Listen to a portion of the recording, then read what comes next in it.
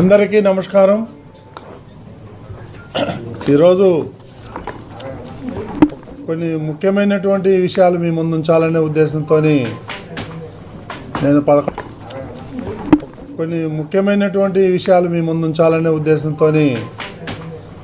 నేను 11 గంటలకి ఈరోజు హైదరాబాద్ వెళ్ళాల్సింది. కానీ ఇక్కడే ఆగిపోయి నా మీద వ్యక్తిగతమైనటువంటి ఆరోపణలు చేస్తూ అతి నీచమైనటువంటి విధంగా నా మీద దుష్ప్రచారం చేయటం జరుగుతూ ఉంది.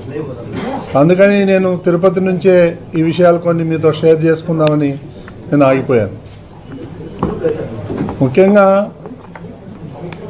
ఎవరైతే నా మీద ఆరోపణలు చేసి ఈరోజు ప్రెస్ మీట్ పెట్టిన ఆయన, నేను టీటీడీ చైర్మన్గా ప్రమాణ స్వీకారం చేసిన మొదటి రోజు నుంచే నన్ను రిజైన్ చేయమంటున్నాడు. కనీసం ఒక రోజు, వారం, నెల కూడా నాకు టైం ఇవ్వాల. నువ్వు రిజైన్ చేయి.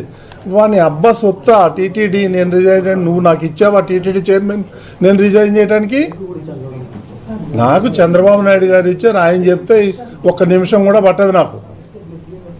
ప్రతిరోజు నువ్వు రిజైన్ చేయి. ఎందుకు రిజైన్ చేయమంటున్నవాడు? దీని మీద నేను రీసెర్చ్ చేస్తే ఆయన చేసినటువంటి దుర్మార్గాలన్నీ ఒక్కొక్కటి బయటకు వస్తున్నాయి. 1 కాదు, 2 కాదు, 100.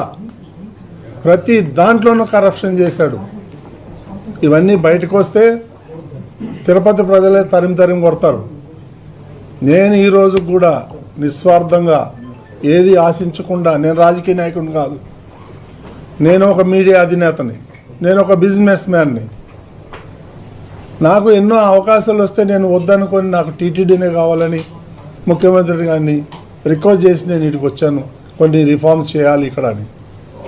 గత 5 ఏళ్లలో మీరు చూసుంటారు ఎన్ని వేల టికెట్లు అమ్ముకున్నారు. నా దగ్గర రికార్డు ఉంది. వాళ్ళు పొరపాటున అది పోతా నా దగ్గర చైర్మన్ ఆఫీస్లో వదిలేసి వెళ్ళిపోయారు. ఇవన్నీ తీసి చూస్తుంటే ఒక్కొక్కటి బయటపడుతున్నాయి. నిన్న జరిగినటువంటి బోర్డు మీటింగ్లో కూడా నేను ఒక పాయింట్ లేవనెత్తాను. ఎందుకంటే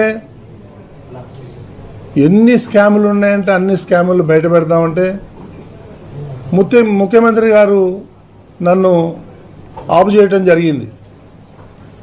తిరుమల యొక్క పవిత్రతను దెబ్బతీస్తారు అందరూ కలిసి రోజు ఈ స్కాములు బయట పెడతా ఉంటే అది మంచిది కాదు, మన ధర్మానికి, వెంకటేశ్వర స్వామికి మంచిది కాదు, దీంతో ఆపేయండి, ఆ దేవుడే చూసుకుంటాడని నాకు ఆయన హితబోధ చేశాడు. కాబట్టి నేను ఆగాను.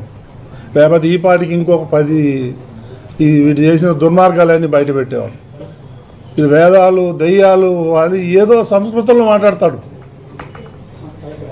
ఇవన్నీ నా దగ్గర నడవదు. నీ యాషాలన్నీ కూడా ఐఎమ్ వెరీ స్ట్రాంగ్, తగ్గేదే లేదు. ఏం వీడియోలు పెడతాడండి ఆయన?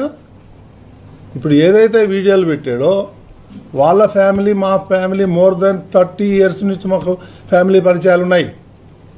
వాళ్ళ ఇంటికి మేము పోతాం, మా ఇంటికి వాళ్ళు వస్తారు. అంత మాత్రాన అసలు కొన్ని చోట్ల వీడియో మార్పింగ్ చేయడం జరిగింది. ఆ చేసే గాడిదలు సరిగా కూడా చేయలే. మళ్ళా నేను ఎన్నిసార్లు చూసినా అందులో నాకేం తప్పు కనిపించలే.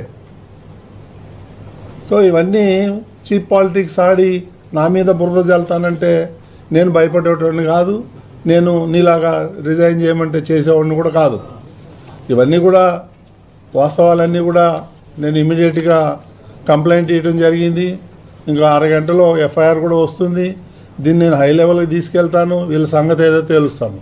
నేను మాత్రం భయపడేదే ప్రశ్నే లేదు. ఎందుకంటే నేను ఏ రోజైతే జగన్మోహన్ రెడ్డిని ప్రశ్నించా, నువ్వు పట్టు వస్త్రాలు తీసుకొచ్చేటప్పుడు సతీ